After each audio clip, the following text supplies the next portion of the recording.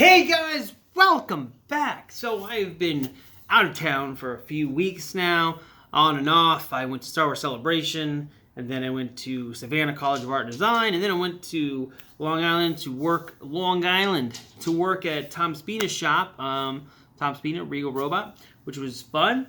And I brought 3PO along with me to all of those journeys. Well, the Long Island thing happened just because I went straight from Savannah to Long Island. But I brought 3PO to Star Wars Celebration and then to Savannah. So now I'm unpacking the droid and I'm getting ready to put him back. I was thinking about all the questions that I have been asked about the droid in the last 7 years, I guess, almost, that I've been wearing this costume. There's a bunch, but there are some questions that are asked over and over and over. And I figured I would just go ahead and make a little list, which I just dropped like a fool. Make a little list here. And then try to answer them. And I put like 10 or 12 down on this list, but I think I could condense them into like 5 real answers because some of them I feel like overlap a little bit. So anyway, let's talk about my most asked questions about C-3PO, about wearing the costume mostly. So where to start? Let's see. Number 1 is, where did you get the gold done and how much did it cost?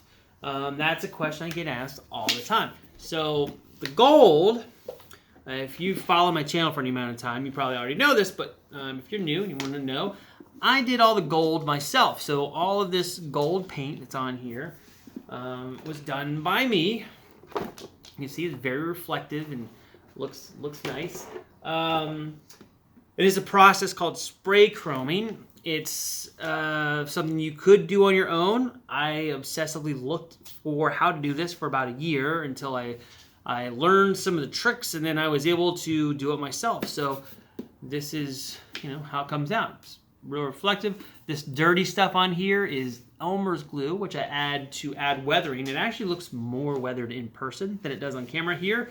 You really have to do it a lot to make it look super weathered, but it wipes off. It's not on the surface, just so you guys know. But anyway, yes, I did the gold myself. And if you were going to pay someone to do it, it'd probably be around $3,000, give or take, depending on where you went. That's for spray chrome. You could get it vac metallized. It's generally similar in cost. However, there are some places that will do it for considerably less, mainly because they have already built the jigs to hold the costume parts, which is a big cost factor for vac metallizing. Like if you send it someplace, they basically have to build an entire stand, it requires welding, to hold all the pieces so that they can do the vac metallizing process. If you go to a place that's already done a C-3PO suit and they happen to have their jig still, it saves you a lot of money. But anyway, that is not how I did this. This is spray chrome. It's chemical process. It's the same chemicals they use to make mirrors, which is it's actually silver on the surface. It's a whole process. I describe it in videos here on my page. I'll probably be doing more videos about that soon.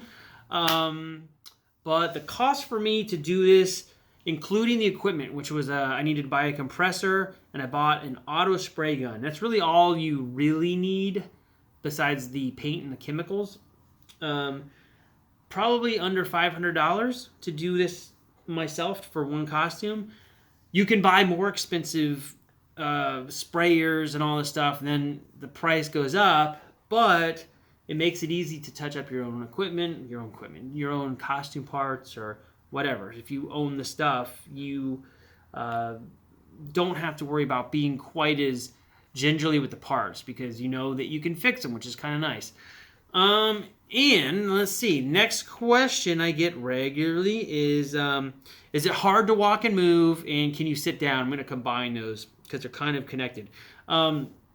It's not the easiest to walk and move. I can walk around just fine. I can't run. Getting up and down stairs is a little bit tricky. There are methods to do this, but it's not the easiest thing. And can I sit down is a definite no. It goes along with the movement thing. Yeah, it's hard to run. Dancing around or anything is going to be a little difficult. There's stuff you can't really do great. But I can walk around pretty much fine. Just can't sit. Let's see.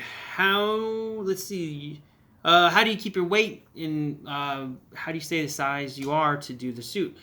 I get this kind of goes hand in hand with a lot of comments too. So I get questions about how I keep my weight the way that I do so I can fit in there. And I get people that comment, they're like, oh, you're so lucky you're that big. You're so lucky you don't gain any weight. You're so lucky that you were genetically whatever magical. And if I could eat food like you do, if I could eat, say your size, if I eat anything, I blow up. That's what people say. It's not that easy. I eat very, very specifically so that I can stay this weight and this size.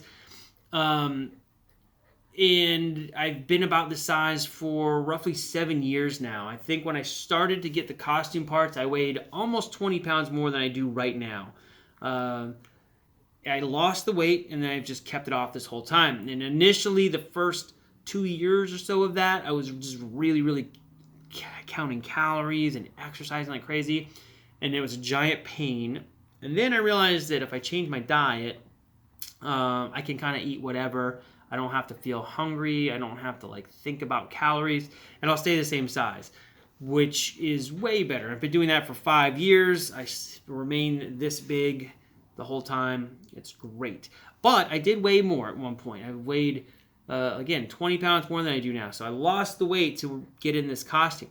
And I meet people who are interested in doing this as a costume, and they are similar, like a good size, height-wise, build-wise, they're a good size, but they're a little too heavy. And I always tell them, you can lose the weight. If you're motivated enough and you want to do this bad enough, you can lose the weight. I did.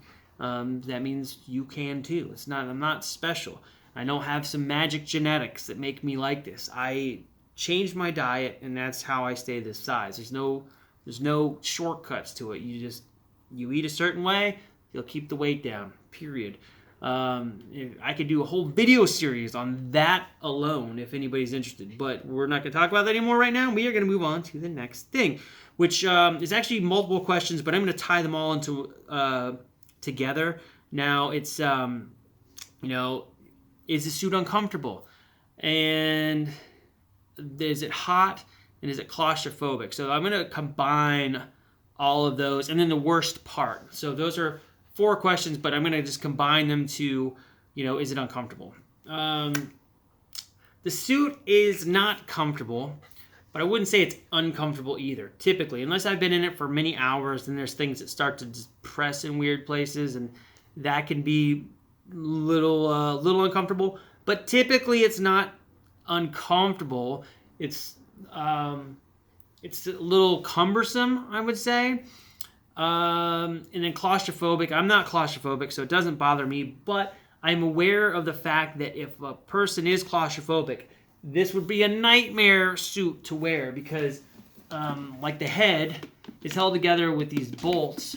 The head literally bolts together. So does the torso. There's bolts that go in, and there's pins that hold the legs together. So once you're in there, you cannot go anywhere. You can't take it off by yourself. You have to have a person there watching you the whole time. So I could see how it could be claustrophobic for someone if they have that fear. Then is it hot? Now, I typically don't find it to be all that hot. I also am from Florida, where it's very hot a lot of the year, and now I live in Southern California, where it also gets hot, dry hot. It's a little different. But I've been in the suit when it's 108 degrees out in the middle of the day, and it's hot because it's hot outside, but I don't think the suit is particularly warmer than the outside air.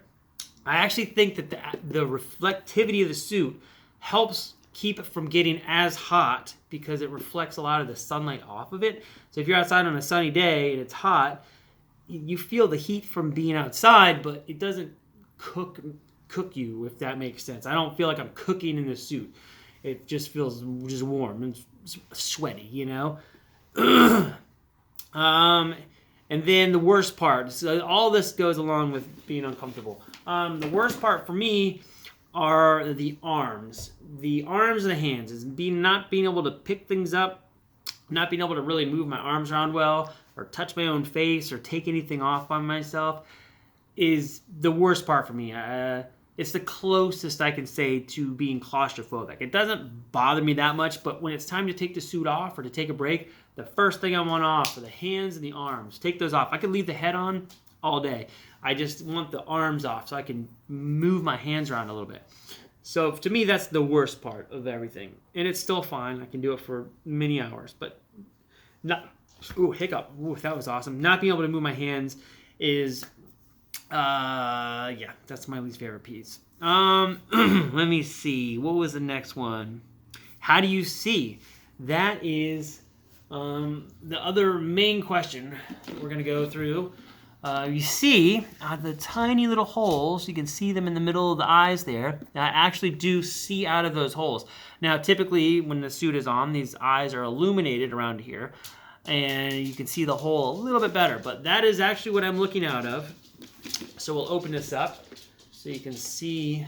I'll give you an idea what it looks like from the inside. Again, talking about the helmet being bolted together. That part screws together. These guys screw together. There we go.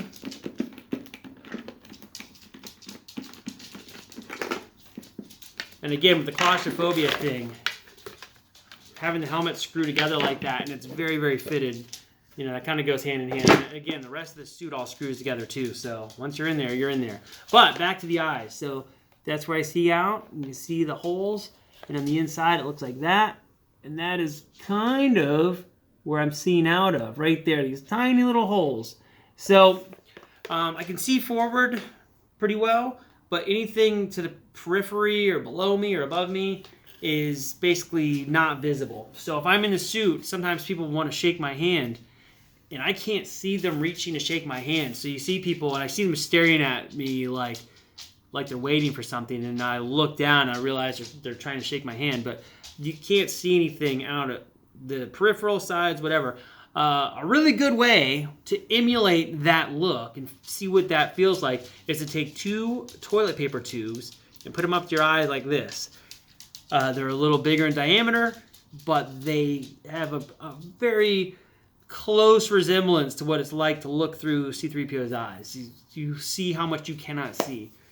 If you saw my videos a few months ago, I've worked on some newer designs for the eyes that are a little easier to see out of, a little bit.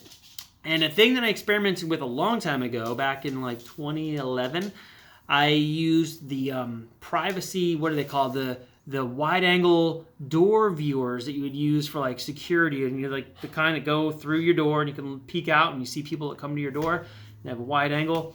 I tried those in the eyes, and they actually work really, really well. However, the lens on the front, the wide-angle lens, requires a secondary lens in the back of the tube. So you could only cut the tube so short, and it was very, very, very close to my eyeball, which made me nervous. I could see much better. Like I could see up and down in particular very well. It was very easy to see the floor in front of me. I could see doorknobs and my dog walking around and whatever else. However, again, that tube being so close to my eye made me super nervous. And it was also hard to get the 2 eyes to align properly, which you get used to really quick. One eye would kind of just take over, but the images in each one would be slightly askew from each other, so it took a little getting used to. But maybe it's something I'll try again in the future. But that was the deal. So yeah, it's not the easiest thing to see out of. Again, just those little holes right there. And yeah, that's kind of the main questions I get. I get a whole bunch of other ones. If you're interested or have other questions about the suit, let me know in the comments below. Hopefully this is informative to some of you. I figured I'd just make this video really quick. So enough people asked me this that I figured maybe other people want to know it as well. Anyway, I'm going to go put this back on the stand, and then I'm going to do another video soon showing updates on my new suit, which I started to chrome before Celebration. That was had a whole debacle after that, which I'll get into. It was totally exciting. But anyway, I'll be back soon. I got to go put this away before it gets too much later. It's already after midnight right now, so you kids have a fun time. Thanks for stopping by, and I will see you soon.